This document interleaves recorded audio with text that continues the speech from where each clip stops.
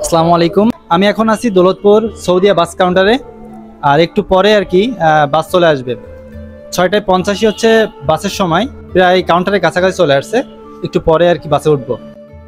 অবশেষে আমাদের বাসটি চলে এলো এবং আল্লাহর নাম নিয়ে আমাদের আজকের যাত্রা শুরু করছি। আমাদের আজকের যাত্রা যেহেতু খুলনা টু কক্সবাজার, তাই দৌলতপুর থেকে প্রথমে খুলনা, তারপর খুলনা থেকে সরাসরি কক্সবাজারের উদ্দেশ্যে। কক্সবাজার যাওয়ার পথে আমাদের যাত্রা বিরতি দিবে দুইটা, প্রথমে গোপালগঞ্জ একটি এবং কুমিল্লাতে একটি। আলহামদুলিল্লাহ, আমরা এখন আসি গোপালগঞ্জে। এখানে মূলত যাত্রা বিরতি দিচ্ছে হচ্ছে 15 মিনিট। আর আমার সাথে আছে ভাই। ভাইয়ের নামটা জানো কি? হচ্ছে মোহাম্মদ গুলজার আহমেদ। গুলজার আহমদ, তিনি আমার সাথে আছে। আর আমরা এখন আছি Gram Bangla hotel and high restaurant এর পাশে আমরা এখন আছি। আর এখান থেকে আমরা এখন যাত্রা বিরতিতে কিছু নাস্তা করব। আপনারা খুলনা থেকে যখন কক্সবাজারে যাবেন তখন অবশ্যই এখানে থামবে, তখন আপনারা এখান থেকে নাস্তা পানি করতে পারবেন। তো চলুন হোটেলটা কেমন দেখাই।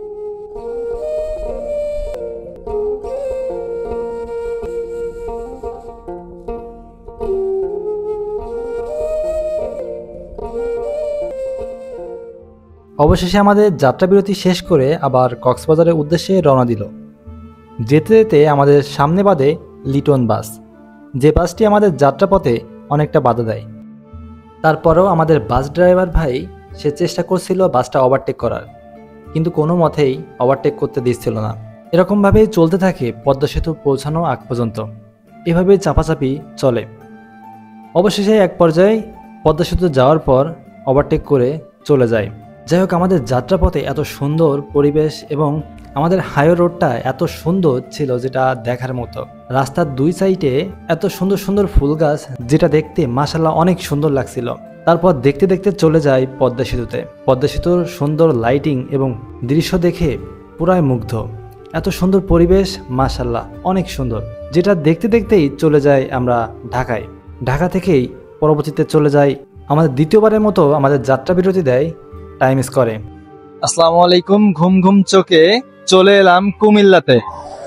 এখন বর্তমানে আছি টাইম স্কোয়ারে। এখানে আমাদের যাত্রা বিরতি দিচ্ছে 20 মিনিট। 20 মিনিট পরে আবার যাত্রা শুরু হবে। আর আপনাদের টাইম স্কোয়ারে পরিবেশটা দেখাবো, দেখতে থাকুন।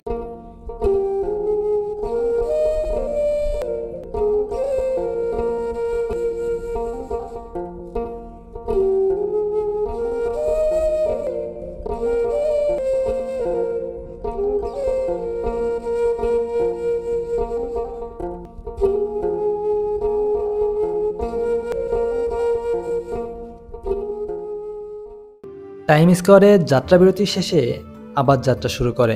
যাত্রা শুরু করে কক্সবাজারে পৌঁছায় 10টা নাগাদ। তবে এর মধ্যে চিটাগং হয়তোবা বাস চেঞ্জ করতে পারে।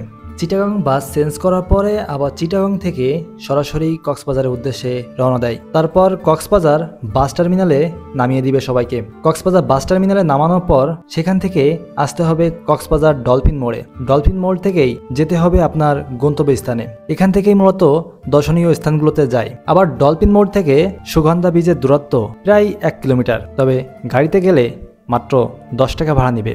অবশেষে এসে পৌঁছালাম প্রায় 10টার সময় এসে ডলফিন মোড়ে পৌঁছালাম। আর এটা হচ্ছে সেই ডলফিন মোড়। আর আপনাদের এখন আমি এখান থেকে আর কি সুগন্ধি বীজে যাই। খুলনা টু কক্সবাজার মাত্র 1510 টাকা দিয়ে আমি কক্সবাজার আসছি। মাত্র 1510 টাকা দিয়ে কক্সবাজার আসছি। খুলনা থেকে আপনার বাস ভাড়া নিবে মাত্র 1500 টাকা। তারপর কক্সবাজার বাস টার্মিনালে নামানোর পর মাত্র 10 টাকা ভাড়া দিয়ে ডলফিন মোড়ে আসলে আপনার কাঙ্ক্ষিত জায়গায় পৌঁছায় যাবেন। ডলফিন মোড় থেকেই সবকিছুই আপনার কাছাকাছি, হোটেল কিংবা সি বিচ সবকিছুই পাশাপাশি রয়েছে। তার ভিডিওটি এ পর্যন্ত। সকলে ভালো থাকবেন, সুস্থ থাকবেন। আসসালামু আলাইকুম। আসসালামু আলাইকুম। আমি এখন আছি কক্সবাজার বিমানবন্দরের সামনে। আর মূলত আমি কিন্তু বিমানে আসি নাই, আমি আসছি বাসে।